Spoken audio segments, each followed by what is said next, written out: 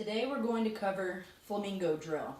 Flamingo Drill is very similar to our kickstand start. So that's where we have our back leg facing forward. You're going to get good bend in this leg. And then the kickstand is where you just put the little kickstand down and you rotate that knee open to your pull side. So righties, you're going to go to the third baseman. Lefties, you're going to go to the first baseman. All right? Go ahead and practice a few times with your kickstand start and get that balance. So if you're in your kickstand, you got no weight on your outside leg. It's just your toe. And you're kind of moving it like that. Let's look at it here. Okay? So when you think about that, it's opening your hips up and it's keeping you on tilt. If it was a high pitch, you wouldn't necessarily need tilt. You'd be like this. All right? But since this pitch is going to be a little bit lower, the one that I'm going to be working on, since it's going to be a little bit lower, it's going to require my body to tilt over. So if I can think about this leg being kind of like the pole that's stuck in the ground over here that's allowing me to rotate along this line, this angled line, not around this line. This is the line that we rotate around if it's high. And that line continues to tilt more and more and more.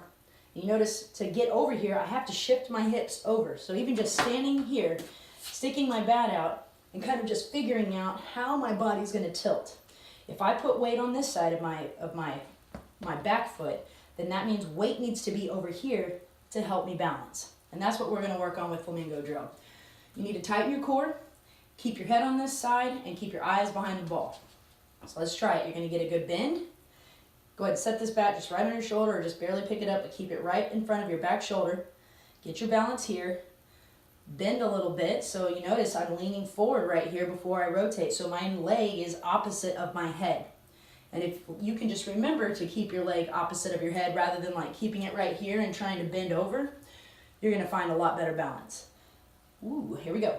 You're going to bend and rotate. So my foot goes out as my head rotates over. I'm going to hold that position, and you should feel a little bit of a lock right here, okay?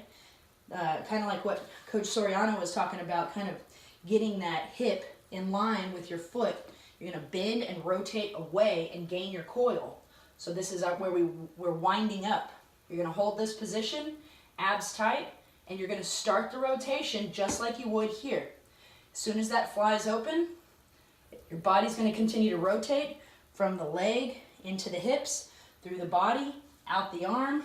And remember, the elbow is part of the arm, so don't leave that back. We're not trying to do this. Get your elbow in front of your hands, stretch, and fire. Try to keep your head still. Here we go. Pretty low pitch here that I'm going to work on. Get my balance first. Hold, tighten core.